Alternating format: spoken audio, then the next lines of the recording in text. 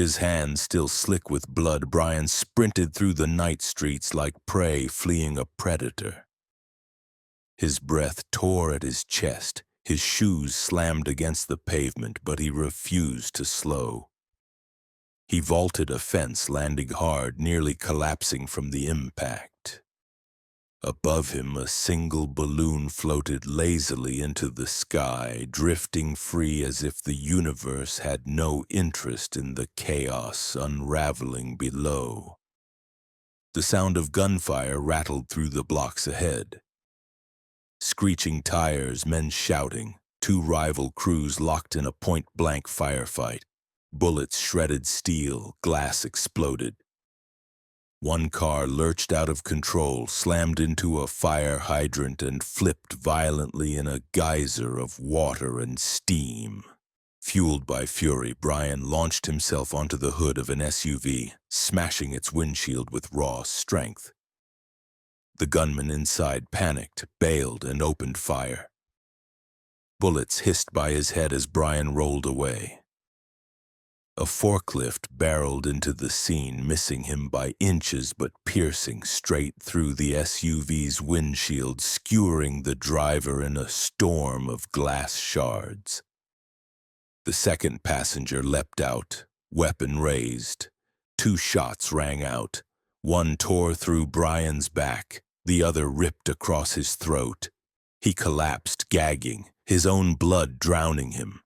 Emergency sirens, flashing lights, and frantic voices carried him to a hospital. Doctors rushed him into surgery while his wife, Sia, broke down in the waiting room.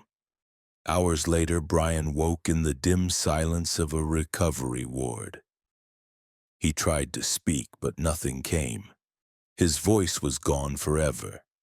The doctors offered him a mechanical device, an electrolarynx, but after one attempt he hurled it across the room in disgust. Silent, broken, he clung to his wife, whose tears did nothing to heal the gaping wound inside him. Back home, Brian froze when he saw a father tossing a ball to his child in the park. The sight was unbearable, a reminder too cruel. He yanked the chain from his neck and turned away. Memories swarmed, his son sprinting across the lawn, squealing with laughter as Brian lifted him high and spun him in the air, then collapsed into the grass in a tangle of joy. But that world was gone. Inside, the house was decorated for Christmas. The glow of lights and scent of pine clawed at his grief. Overcome, Brian swiped ornaments and picture frames off the shelves. In the wreckage, he found a newspaper headline: "Child Killed in Gang Shootout." Rage flared. His fists tore the article to shreds.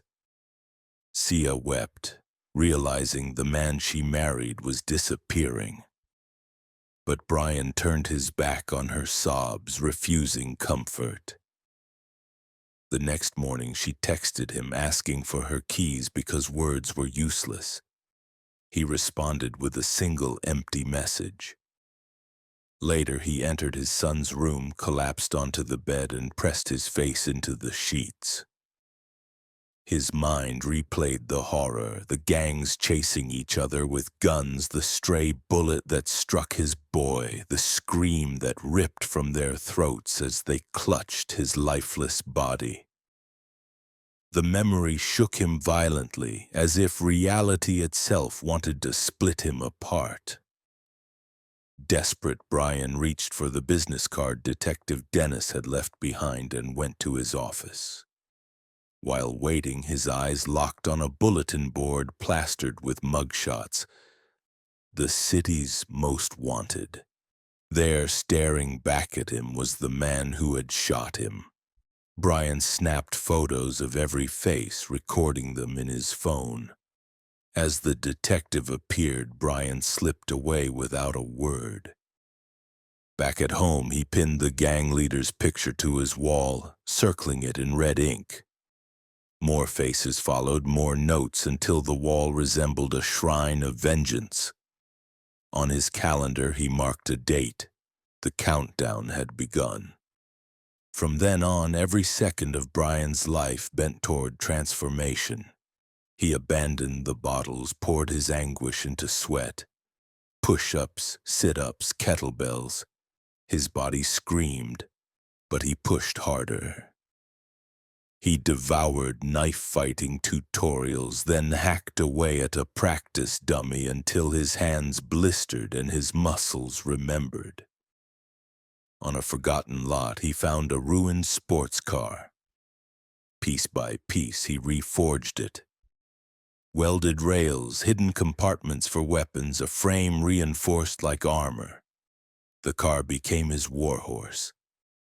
At the shooting range, he trained with rifles, shotguns, pistols, his silence matched only by his precision. Sia watched from a distance, begging with her eyes for him to stop. He ignored her. When she finally packed her bags, he didn't stop her. He didn't even flinch. Months passed. Brian tracked his enemies in secret, photographed them, memorized their routines. At night, he mastered drifting, spinning around cones until he could slide his car with perfect grace. For the first time in months, a faint smile cracked his lips when the move finally felt flawless. But preparation wasn't enough. He needed blood. One night, he broke into a thug's house, knocked him senseless, and dragged him back. Strung up and gagged, the man dangled in Brian's lair. Wearing a welding mask, Brian shoved a pen and paper into his hands. "Write down everything about your crew." The gangster laughed, refusing. Brian slammed him, buried a knife in the table beside him, and demanded again. The man slashed free, nicked Brian's thigh, tried to run. The fight spilled into the laundry room. They smashed into walls, appliances, both bleeding. Finally, Brian drove a screwdriver deep into the man's body. The screams died. The silence returned. His first true kill, and the beginning of many more. Days later, Detective Dennis returned home to find an envelope waiting. Inside, a Christmas card.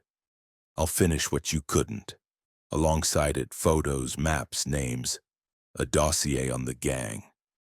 Meanwhile, Brian prowled the streets with his scanner.